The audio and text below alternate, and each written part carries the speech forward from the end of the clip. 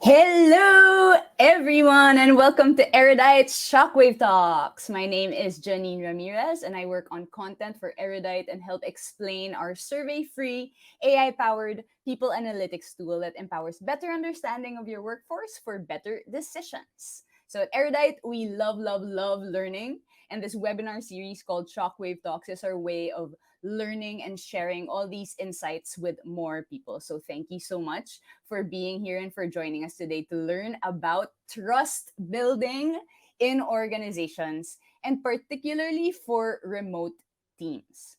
Okay, so before I introduce our guest and our speaker, just some reminders. One, time is precious, so we'll keep everything within an hour. Please make sure to use the chat to ask any questions and share your experiences anytime. So use the chat, type whatever you want over there, and I will read out your questions when we pause for every topic. Lastly, this is being recorded, so I hope I look okay for the camera. And we'll be sending you the link to the video afterwards if you registered. So please register, even if you register late, so that you get the email. Also, please free to share it right now. Share it to your feed so we get more people in and we have more questions and more insights as well. Okay, and oh yeah, throughout this talk, please feel free to invite colleagues and join in the conversation. The more, the merrier. I just said great. Okay, so let's get to it. Time to welcome our resource speaker. So, all of us at Erudite are so excited and thankful to have with us an essential member of Notion's recruiting team, working on global employer branding, recruiting, and operations, Gabby Hoyos. Hey! Gabby is a people enthusiast with a background in organizational psychology. She's worked in various industries from nonprofit to tech in the US and internationally. So thank you so much, Gabby, for lending us your time today. We're so excited to hear your insights and stories. So before I give you the floor, I just want to ask, what should we expect from your Shockwave talk today? Hi. Thank you for having me. Can you hear me well? Yes, I can hear you well. Awesome. I think what you can expect from the conversation today is that, trust requires both the employer and the employee. Mm, So it's not something to have a ton of pressure about, but it takes two. It takes two. So we're gonna dive into that a little bit great. more.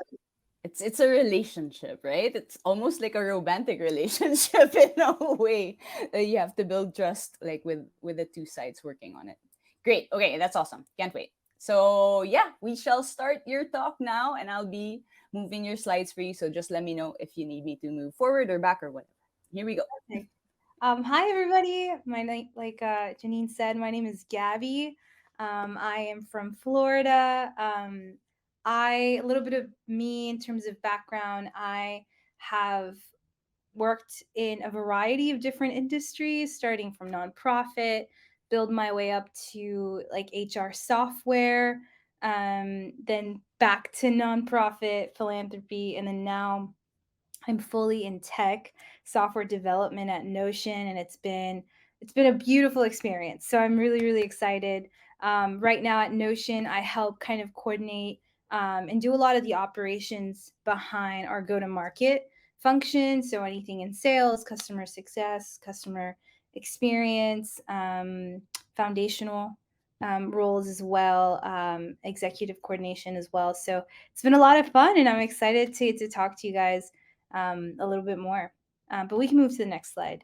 So I I think when it comes to thinking about trust, and before we get into what that practically looks like, I wanted to address the current situation right now. So, as you all know, we're in a place and time where the economy is, supposedly in a recession, and we're trying to figure out, employees are trying to figure out, is this the time for me to change my career, for me to finally try that new role that I've always kind of contemplated. And so we're in this career shift and people pivoting, going from sales to HR to something completely different, into management, or managers actually realizing I don't want to manage and I want to more be in more of an IC role. So there's pivoting all around.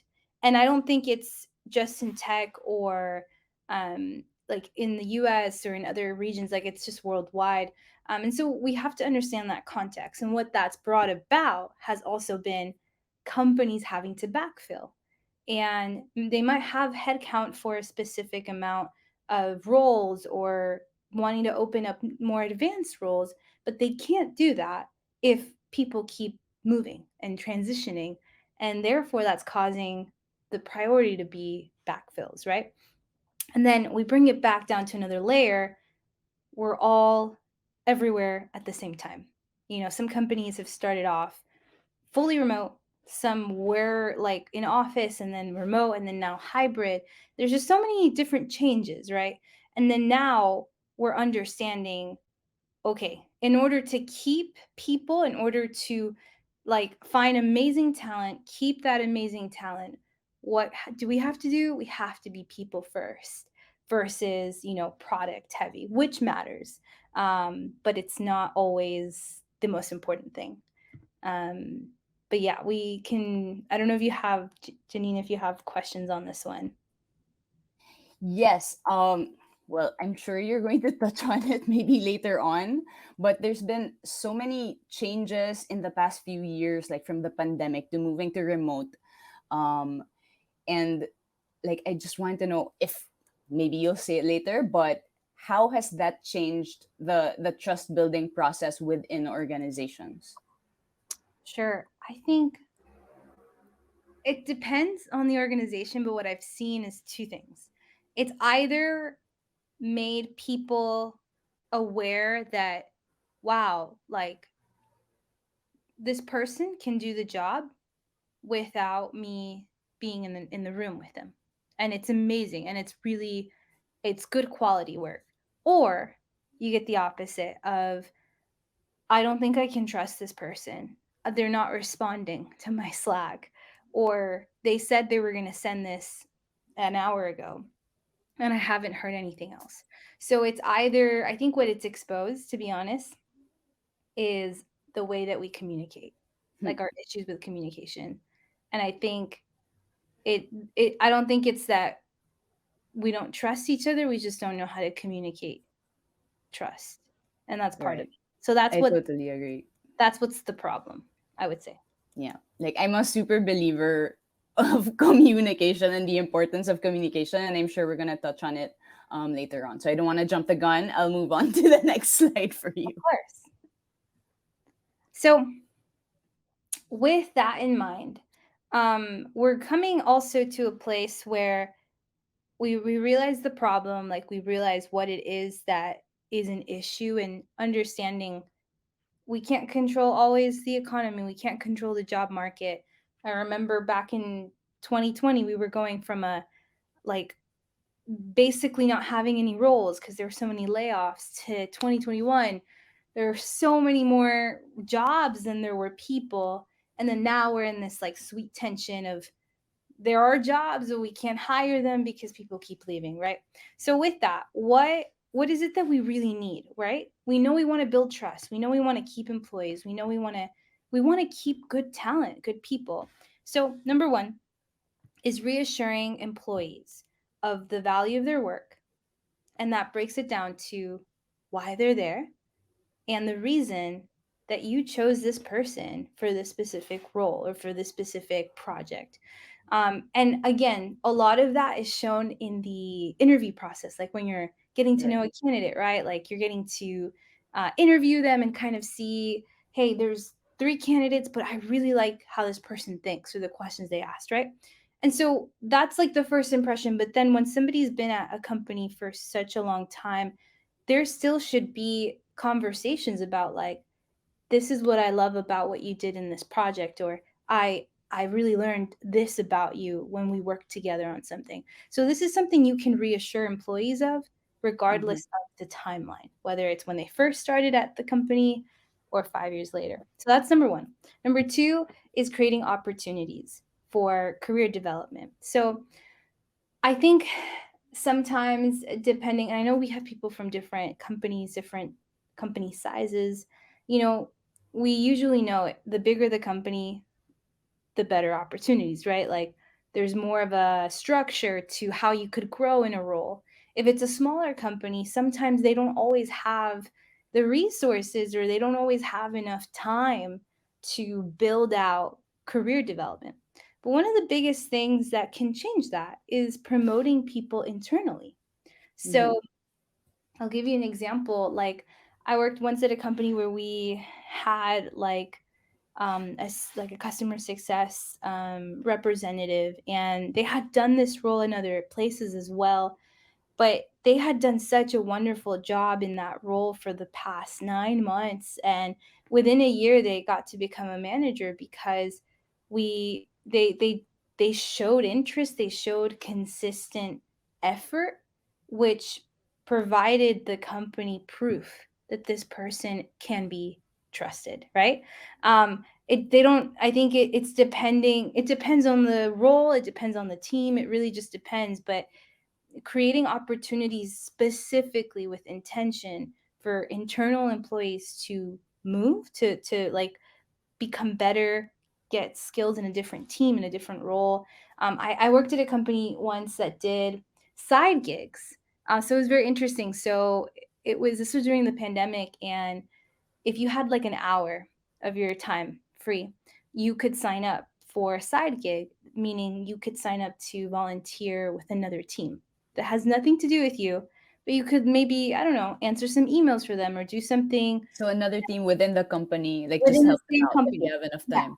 Yeah. That's nice. Yeah, and we would do it, and that's how I even learned about my passion for like people operations, recruiting. It was through that. And so I think not everyone can do that, but I think those are examples of ways that you can be intentional with the people and creating opportunities. And then lastly, which is the hardest part, is delegating. But the most important part to that is being thoughtful about it. Is saying like, I had one of my favorite managers entrusted me with a project that was really high level, and I didn't necessarily feel confident to take it, and I didn't sign up to take it, but we were having conversations about where I wanted to be, where I wanted to grow. And my manager took a risk on me and said, "You know what, Gabby, I think you can do it. You don't have the skills right now, you don't have all of them, but I think you can develop them with time. So I'm going to recommend you for the project." And thankfully I got approved. But I think this starts with like the relationship you have with leaders. Is like, leaders can't read your mind either. I think there Yeah. comes a place where you also have to put yourself in a position to be delegated. And that's where the thoughtfulness comes about. I also understand that, because at least, so I think I thought I was a millennial, but I found out I'm actually Gen Z. But I Okay. think a lot of our generation, we move, right? Like, we're in a job for a year and then another one in a year. A lot of it, people say, has to do with like compensation and opportunities. But I think if you can find a place where you're trusted enough to try something you're not necessarily qualified for 100%, I think people will stay there because the opportunities are endless, if that makes sense. So I think Right. reassuring, creating opportunities, and delegating with intention is what we Yeah. really need to get to the trust aspect.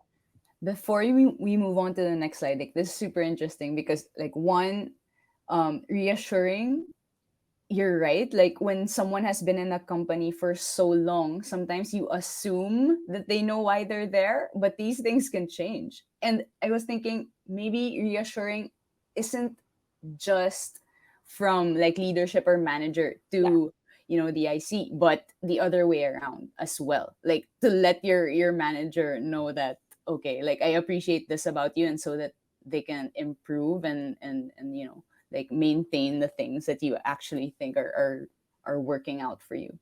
And for the thoughtful delegation, I have like I'm a millennial, but I think I'm ahead of my time in the sense that I kept moving as well.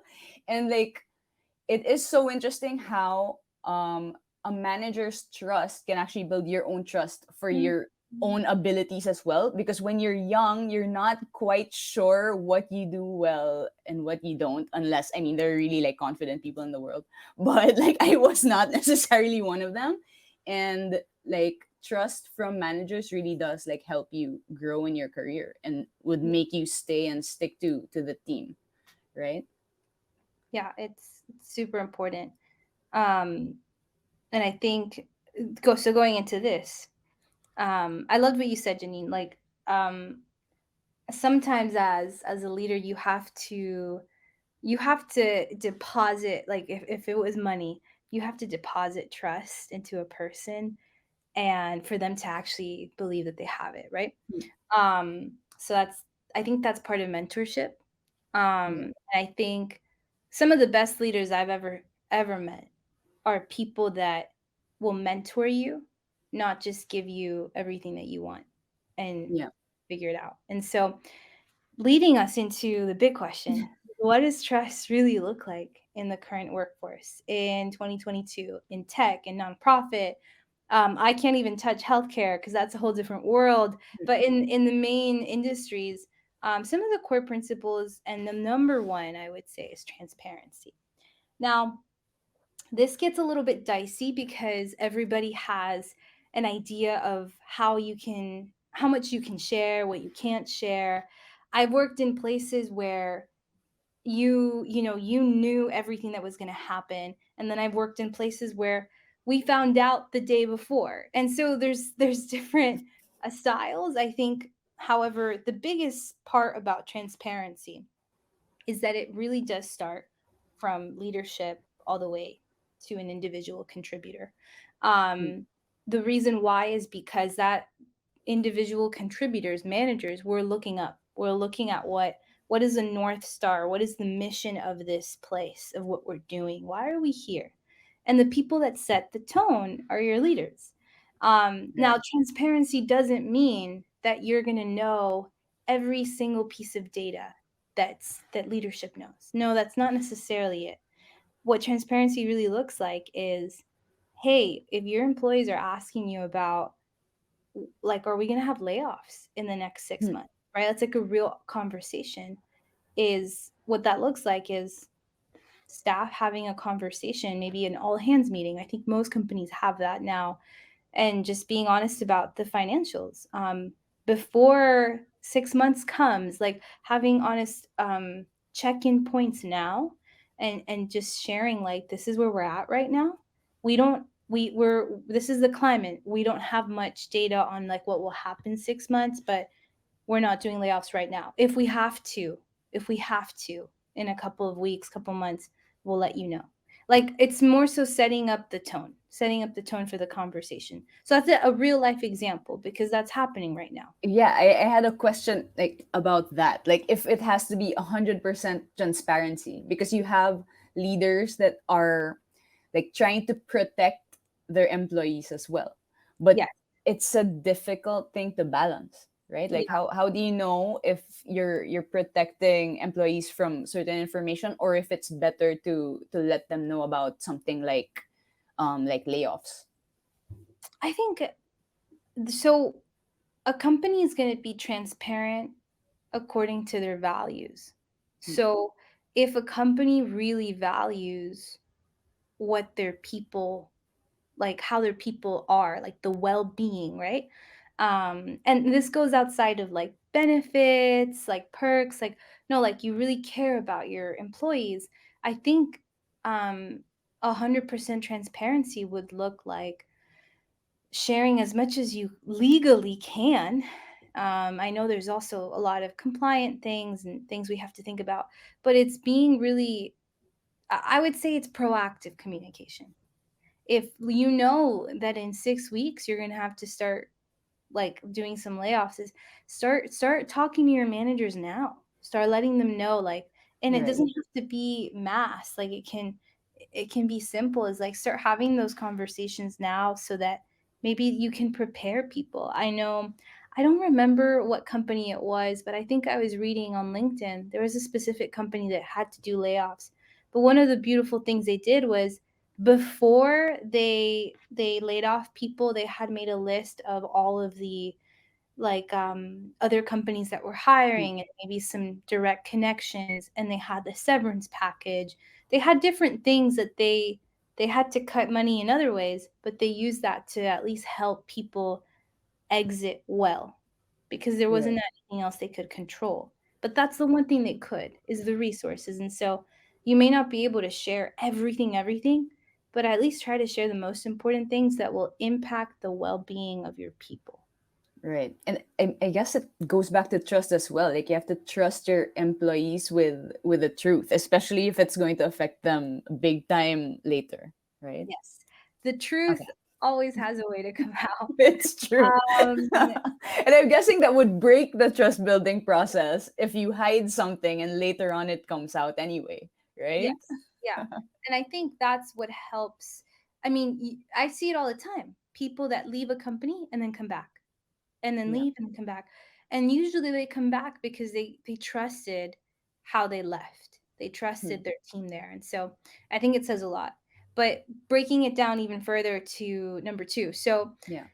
um at Notion, we one of our values is related to feedback. And I think I've loved seeing how we practice that here. But I know that other places practice it as well in different ways. But I think the most important thing is provide feedback, whether it is constructive or just encouraging, but provide feedback. People need to know how they're doing. They need to know if what they're doing is going anywhere. Right. And I think the biggest thing is providing it Hmm. consistently. I know I had a people leader who would, at the end of the week, just kind of evaluate how everyone was doing and basically just talk about the things we did that week and say, hey, Gabby, I really loved how you did this. Like, I'd love to chat more about that. Or, hey, like, maybe next week we can try and focus on this. And I'd love to hear what happened. But it was every week. Every week you knew you would get either an encouragement or constructive criticism in a kind way. Points for improvement. Right. That way, you know how you can be better next week. Right. Or if you're not okay, you can communicate that there Mm. in that conversation. And so Right. you don't have to guess, like, maybe I'll hear it in my next performance review cycle, you know? And I think, I honestly do believe every people leader, every manager wants to do that, but sometimes either they don't trust themselves, or they Mm. don't trust their team enough to do that. So again, and I think all of this, let's take it outside, like, this takes time. I'm not saying that trust takes 6 months. Like, it takes time. Yeah. And so we have to consider that. And like I said, the third one is, which is tied to the first one, Mm. proactive communication. Make that your standard. Like, if you see if you, even, you don't have to be in leadership to do this. Like, if you're an individual contributor, Mm. if you see something that was wrong, or something that really impacted another team, or something that was done really well, communicate that. Like, give kudos, give like honor to that person or to that team. Like, at Notion, we have a thing where, like, there's like a whole Slack channel just to, like, honor people. And it could be anybody. It could be somebody that made a slide deck and it was really cool, or somebody Yeah. that helped with, like, one of our software bugs. And it's just to consistently get in that rhythm. Like, Mm. people are doing really important work every day. And if we don't get in the rhythm of honoring that, communicating that, acknowledging it, then we're only going to focus on the issues, right? So, the last thing I'll say, trust looks like room for innovation. And this happens a lot in startups, which is really great because people get to build and make mistakes and build and make Yeah. mistakes. And there isn't like 20,000 stakeholders or investors just yet. But I think that's not the only way to innovate, though. I think there's also teams and spaces where it's simple, like gathering your team and saying, like, hey, let's look at our processes, like our workflows. Anybody have any thoughts on it? Like, this was set before me. Like, would anybody want to try something different? Like, maybe we need to change. Maybe even like within recruiting operations, we look at our software tools. Like, is this helping us? It helped us when we were like a year ago. Is it helping Yeah. us? It's just like leaving room to change, and not everything has to be the same forever. It can be, but I think it's always asking and leaving room for your team to bring that up. Um, and just, yeah, making that in a it's a cultural thing too. Like making that part of your culture, like, and it's tied to feedback. Right. Like I was about we're connected, Gabby. I was about to bring up like culture because you're mentioning, yeah, like have a Slack channel or have like a weekly check-in to give feedback. And that is kind of like making it a routine, making it into the culture and giving people a space to do it. And it's like you in a way you have to design it, I feel, right? Like especially now, like there's so much to do, like you mentioned there's so much to do, there's always so much, there's always something to do. So if you don't put that time in and schedule it and make sure, okay, we're doing this that day, then even if you have these thoughts and you do appreciate your colleagues, you might not have the space or the reminder to actually voice it out. And we go back again to like communication, how important it is. So yeah, okay. Noted. We do have a kudos channel in Erudite. So Yay! yay! Love you guys if you're there. Yeah, they're here. So Okay. when I think about our teams, I mean, when I say our teams, I mean, like, when I think of like the basic teams that make up a company. You have finance, you have people, you have go to market, engineering, just so many foundational roles, right? Um, General business operation roles, sales, like there's just so many things. I think one of the biggest things I think about, and it's why I chose this topic, is like, why trust? Like, why not communication? Why not feedback? Why not money? Like, why not compensation, right? And I think all of those things are important, but I think they have the same root, and the root is trust. So, like, employees are not going to respect a place or a team that they can't trust. And trust, like I said earlier, takes consistency, and it takes time, and it takes consistency and time, and consistency and time. It's a dance. It's truly a dance. And I think employees want to see, regardless of the scenario, they want to see a team, whether that's their team, managers, leadership, or I don't know, the board of trustees. They want to see like the people that they're looking up to or looking to the side have the same response. Um, I know um, right now a lot of companies did the return to office or going back to that like hybrid model, and not everybody is happy about that. I think we all know that. But I think really influential companies and thoughtful companies are listening to their people and having as much flexibility as possible, right? Not everyone, mind you, I don't think building trust is going to eliminate like critics. I think somebody's going to criticize what you did, and somebody's going to criticize. Always. It's going to happen. I heard it the other day. Somebody's like, the world is an unreliable critic. Like, we are unreliable critics. We're not always gonna like it. But I think what trust does, it it at least gives you respect. Somebody cannot agree with you, but still respect you and respect your opinion. Now, the first opportunity that employers and employees get to practice trust, like, I think of it as a first date. We were talking about this earlier. Like, this is like a relationship, like a romantic relationship. The first date is onboarding. It's Yeah. this, hey, we talked to you for like 5 hours. Here's your offer. Yay, you got some swag. Now you're part of this family. You're part of this community. You're part of, these are the people you're going to see more than anybody else, you know? And you're going to be Yeah. online or you're going to see in the office.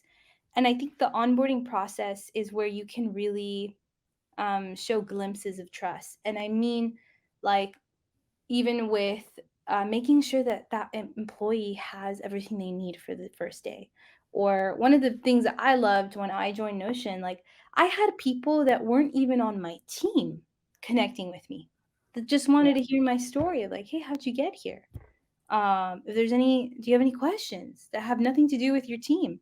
And it's just like inviting people, like, and they do that now, like, hey, we have a new person on board, like if anybody has any questions or just would want to like connect, like, do it. And it's really inviting. People feel less Mm. guarded, right? And if a Right. person feels less guarded, they're more willing to trust you and to come to you for help. And what does that build? Partnership. And partnership is the foundation with which trust is formed. Lastly, trust involves both people. So this is kind of what I previewed. Trust involves the employer and the employee, and it requires collaboration. I think that, like I said, the employee's role in this is voicing, is communicating what it is that they need, what it is that they're concerned about, or what it is that they want to grow into, right? Now, the employer's is a direct response, it's a reactive response to the proactive communication of the employee. And it's a response that should be thoughtful, and it should require like collaboration. It shouldn't say, this is how it is, like, deal with it. It Yeah. should want to listen. I think one of the biggest things that I've learned throughout my career is that you always should listen first. That is how you even know what to do. Because sometimes what happens is teams will express an issue, they'll express a concern, and it's as if that information went through one ear and came out the other, because the person was just trying to listen to give you an answer. But the most important thing is listening to like really understand.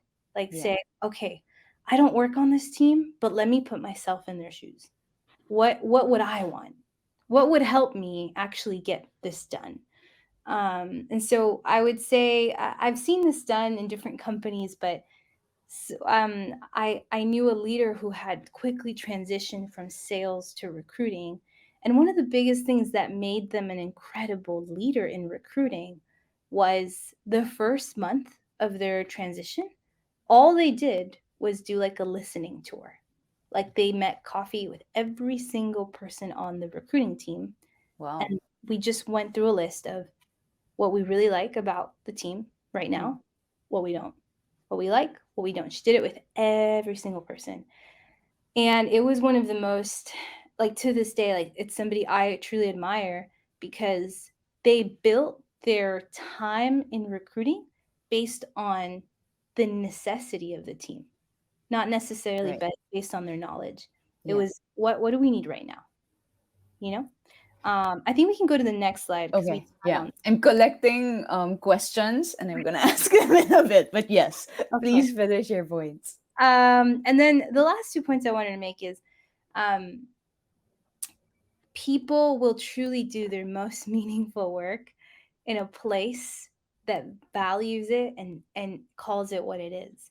I think that yes, managers do this, like they'll be like, "Oh, you Gabby did this, like woohoo," right? But I think that's not their only responsibility. I think you can do that yourself as well. Is like, "Hey team, whether it's like you're in a team meeting or you are in a meeting with your manager or in a meeting with your overall department, I think there are opportunities to celebrate like what it is that you found valuable. Like, hey, I changed this workflow and look, we our emails are cleaner, or I don't have this issue anymore. Like I think, I think this is worth noting. And I think again, this is where the employee has to also work at this is bringing it to the forefront, putting it on the radar. Because if you don't find meaning in it, your company won't. It starts with the person, right? And Right. then the last thing is time.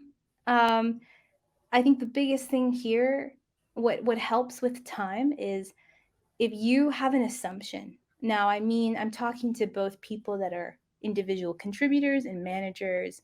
I think for staff, it's different, but if you have an assumption, if you think somebody isn't really trying in an area, or you think, hey, I emailed this person about an idea that I had and they never answered, or they just I just feel like they weren't engaged, right? You have these assumptions. I would always say, don't assume, do not doubt, ask. Ask. Get in the habit of asking. Like, if you brought up an issue to your manager and it just seemed like when you brought it up they weren't interested, ask them. Like, hey, I put myself out there. I saw an area that could change and improve, but it would seem like you didn't really care. Is that the case? Or is there something else that I don't know about? Is there knowledge? Is somebody else working on that? And I just didn't know. It's kind of, I think you have to become resourceful. And I think it's same with managers. Like sometimes managers, you ask them a question and they don't know it. Like they have to find resources outside of themselves. But I think it comes with time and um, also just making sure that you don't assume and don't doubt. Just ask. It Right. saves you more time later on. Goes back to communication, right? Like clear communication, listening. Lots of very interesting points in these slides and why trust. I go back because you mentioned onboarding. What are some like concrete examples or ways that, I mean, we'll have like people, HR professionals here. What are some concrete ways that they can incorporate, I don't know, like things into the onboarding process that will help with the trust building process in the long run? I think I think a lot of companies do, like, you set up the technology and you do all of the things for the employee. But I think something that's super important is like educating your employee about what you do, and letting them connect with key members. Like if it's marketing, like letting them connect with like the chief of marketing or the head of marketing or some manager in marketing, right? Like letting them feel like they're not just part of this one part of the company. Like they're really part of a community. One of the best onboarding experiences that I've had was the first week was all tech, all the logistics. But then the last week, what we had 2 week onboarding. The last week, there was no work done.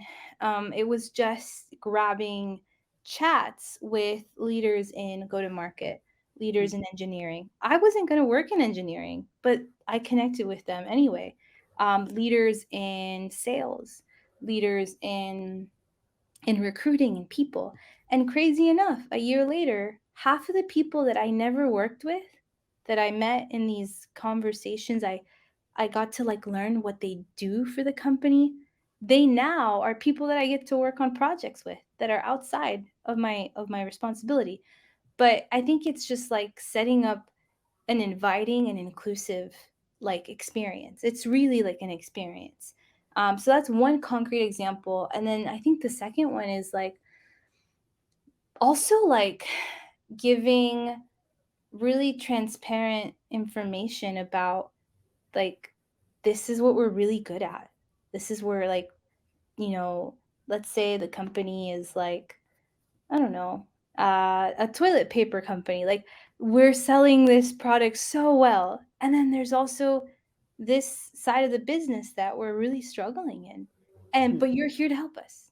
Like we're here to get better, and we chose you to help us get there. It's strange, right? Like when you share something that's like that will make you a little more vulnerable, Mhm. it helps the person trust you because it's not perfect. Nothing is perfect. So when you actually share something that's a little bit negative, not really all fun and happy, I feel like it helps with the trust building process as Yeah, well, for sure. right? For sure. Okay, Diego has a good question here, specifically for managers. I'm guessing, like, how do you give feedback, like negative feedback, when you don't like the way someone works? Or it can go both ways. I mean, you can also have to tell your manager as well Mhm. if you know if it's not working. I didn't get to share this before in my intro. So I actually studied psychology before I went into like HR people, because I loved human behavior. And one of the classes that I took was family and marriage therapy. That was one of my favorite classes. But it addressed Diego's question. It was basically regarding, like, I'll give you an example, like a marriage, right? Let's say, I don't know, a husband comes home late and the wife is really upset. This is like the fourth time, and she's told him, "Hey, like, I told you 2 weeks ago. Why are you coming home late? What's happening?" And it was, super dry. There's a lot of tension. One of the things that I learned in that class was using a method that's not attacking a person's character. So, for example, as a manager, if you had somebody that you're like, I don't really like how this person is working, or they're not delivering, or they're not, you know, being faithful in their responsibilities, is number one, again, don't assume. Like, you're seeing a behavior, but you don't know what they're actually going through. Don't assume that that person's just lazy or that they don't know what they're doing.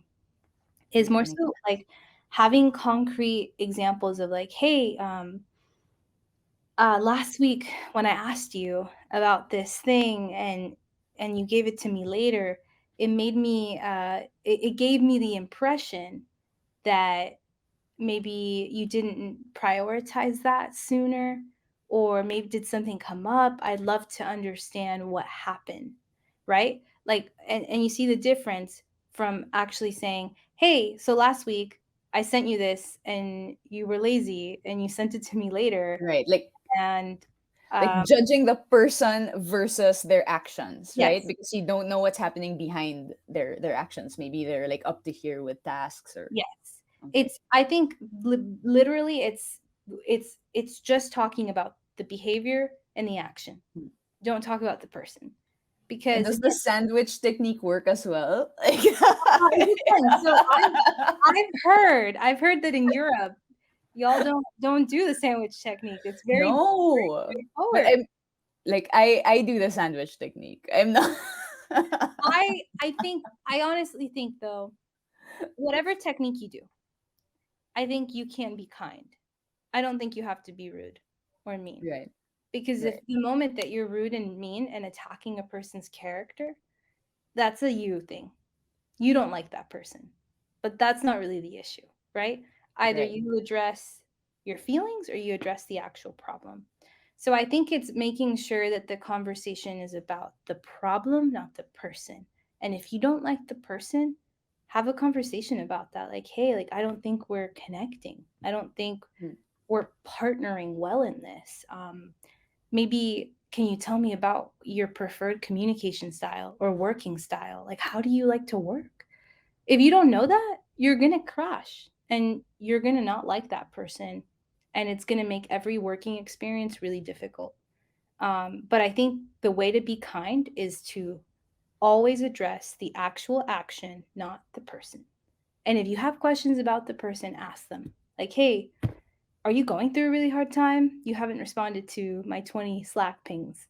Like, where are you online? Like, what's That leads to like my next question, Gabby. go for There it. are people that it's just hard for them to communicate, like non-confrontational. It's more difficult for some people than others, especially when it comes to like bad news, right? Anything negative. So, do you have any tips for non-confrontational people? Like, how can they get this done? I think for non-comfort, like, I'm thinking, if you're a manager and you have a team member who is non-confrontational, but there's some issues. Hmm, I think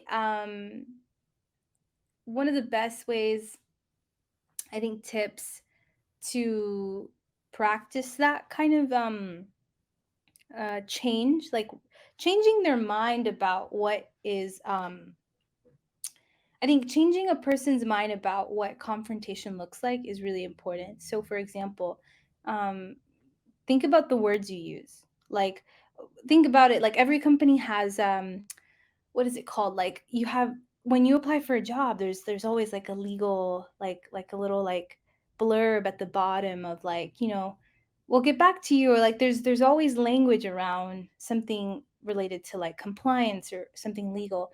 And I think in a similar way, we have to think about how we talk and the words that we use, the language. So if you're leading a person that is not confrontational, I think it's more so in your one-on-ones or in those intimate, whenever they do open up and they are honest with you, is taking advantage of those opportunities and making sure that you address like, hey, I want you to know if in the future there's ever an issue we have to discuss or, address, like, I want you to understand where I'm going to come from. I'm going to come from a person that really values you and sees your potential here and cares about the work that you're doing. And so I want to make you better. So I have to talk about these things Right. I rather guess, than saying, so whenever there's an issue, I'm going to report you. Like, it's just yeah. different. It's just different. Yeah. I guess like in that sense, the manager has to kind of read their team and give a safe space to those that aren't natural. There'll always be the people that just every meeting has the question, gives their insight, then there will be the quiet ones that maybe have great ideas and have something to share as well. Yeah. So yeah. Another question maybe connected to that is, how different is the trust building process or the actions towards building trust between managers and employees? Because there's that power play. So I've never been a manager, but I'm speaking from some of the best managers that I've ever had. I think what seems to be different is I think a manager's actions when it comes to trust and communication and confrontation is having that in private first. Is if there's an issue and your name gets tagged in Slack, like Gabby, da da da, there, and it explodes.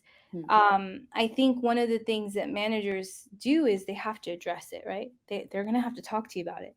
But one of the things that you can do as an individual contributor is don't wait until they hear it from somebody else. Like, you bring it up. If you know there was something wrong or something that it was a mistake on your part, or maybe you don't even know it was a mistake, but you just feel like, hey, I don't think that went as smoothly, is bring it up. Like, just Slack. Like, I've done that before. I'll Slack or I'll email, be like, hey, I think I messed up on this, and I Yeah. think you're gonna hear it from somebody else, but I want to get a chance to like kind of communicate my process. Maybe you can give me some tips on what I can do better. And then you leave the room for your manager to understand where you're coming from. And then your Right. manager can be like, "Oh, I see where you're coming from. Okay, let's work through this. And maybe we can bring that person that had that issue, or we can address that project together. And like, let's see what we can do different next time, right?" So I think the manager's way of building trust and talking about confrontation is reactive to the way that you open up as a Right. contributor. Great. Great stuff. I have more questions later, but we shall move on to your next slide because we have 12 minutes left. Perfect. Okay. Last but not least, I believe. How do we move forward? Like I said, listen to your teams. And if you're an individual contributor, listen to your team. Like, if you're just on one team, listen. So my current team, I love my team. So they're some of the best people to work with. We have like weekly syncs where it's just us. Our manager's not on there, and sometimes it's just to connect. But sometimes we also address like, hey, what's been going on with your side of the operation, or like, how is engineering doing? And they'll ask me, how's go to market like. And I think it's just building like interest. Like, I want to care about what my team does, and I want to care about how it's going. So if you're an individual contributor, practice that. If there's not one right now, like, initiate that. Build People will do happy hours, or they'll do different things. Like, you can do that whether you're hybrid or remote.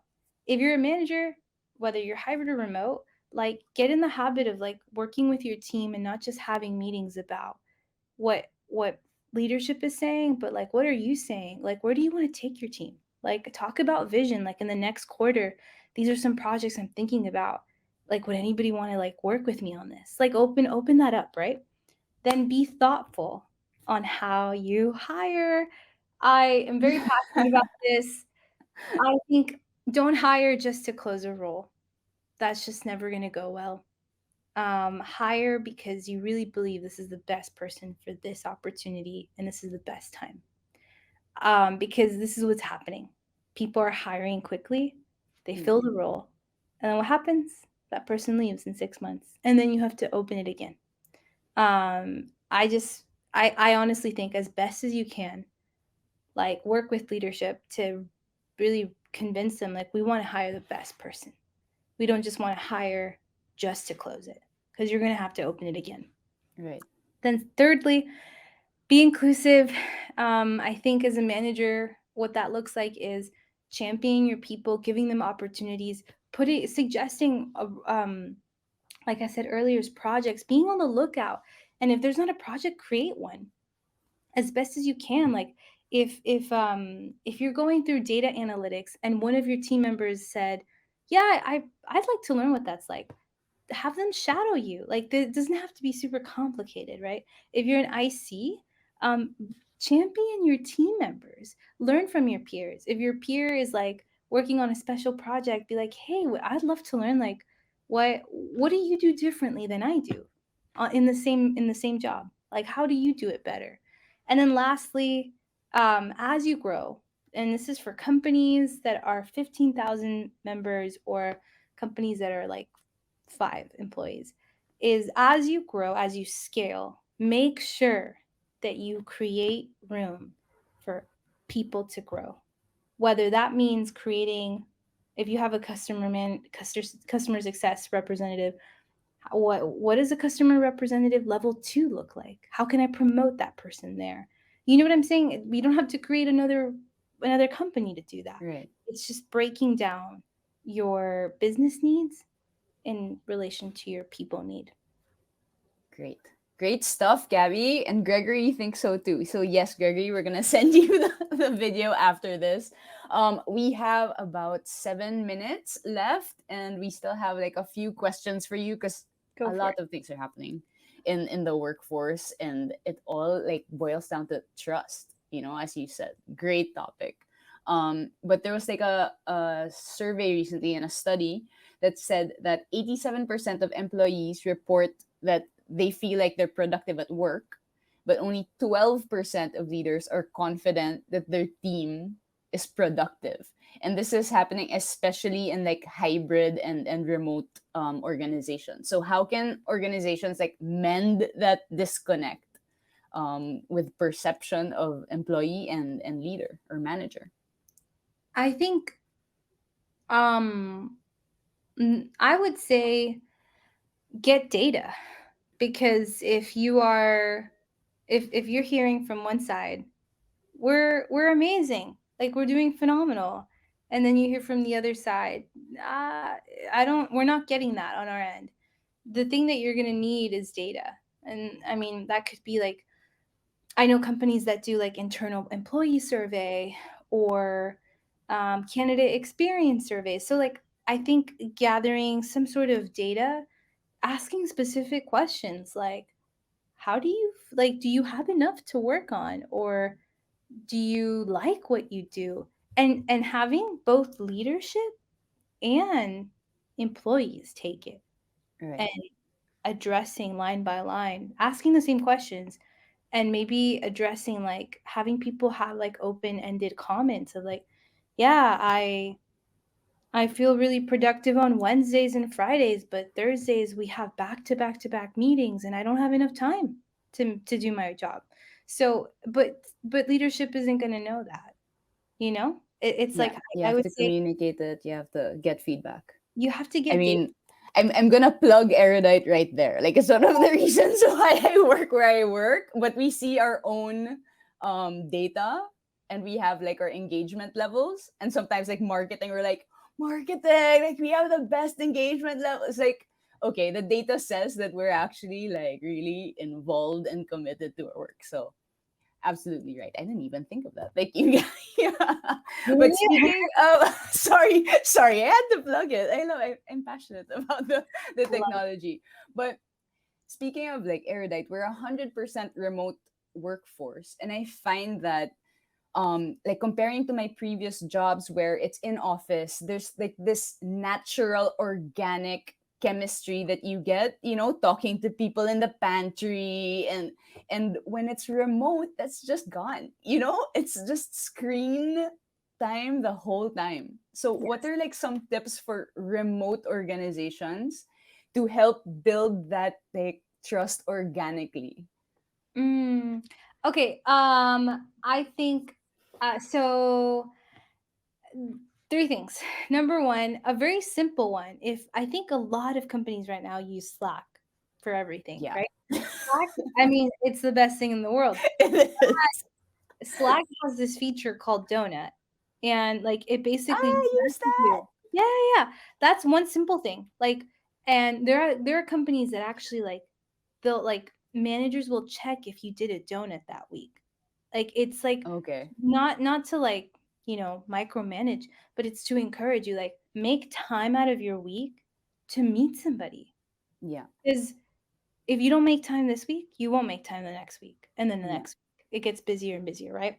That's one thing. Another thing that I can think of is like offsites. If you're fully remote, like make time for that. And if not, like if I knew a team that they had like a group in New York, or they had a group in Boston, or they had a group in England. And so they couldn't afford to fly everybody at the same time, but they did these micro like Hmm. teams. Like if you're already there, just have Yeah. them there for like 2 days. Let them like get to know each other. And then virtually I would say like um include like coffee chats as part of like people's experience at your company, or on your team. This doesn't have to even be company wide. It can be something that you set.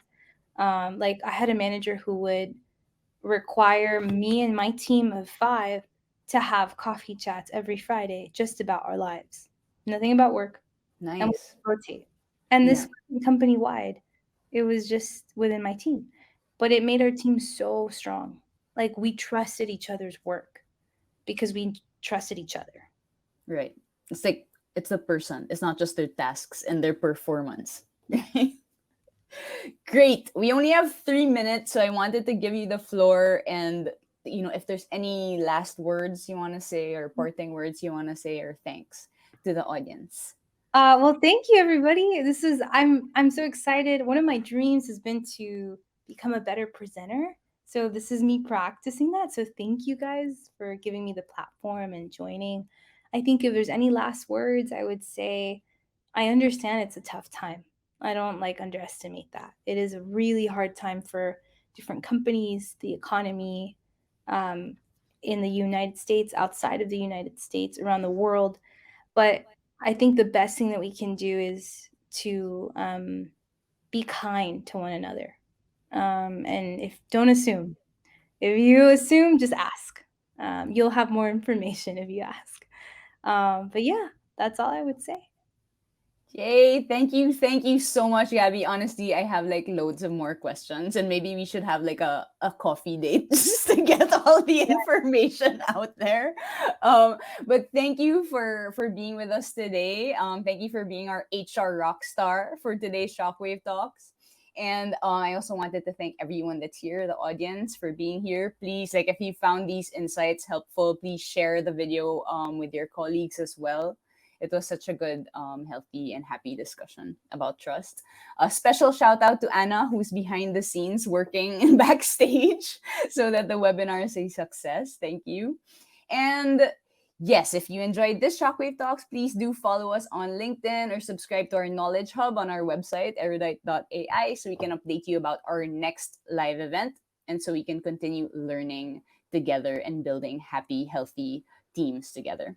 Also, if you're interested in seeing our special HR tool, our Survey Free People Analytics tool, we're going to have a live group demo on October 27 on Thursday. So please do sign up for that if you're interested in knowing that. and learning about our technology. Okie dokie, that's it. Again, my name is Janine, and on behalf of Erudite, thank you, Gabby, and thank you everyone for joining Shockwave Talks. Have a great day. Bye. Bye.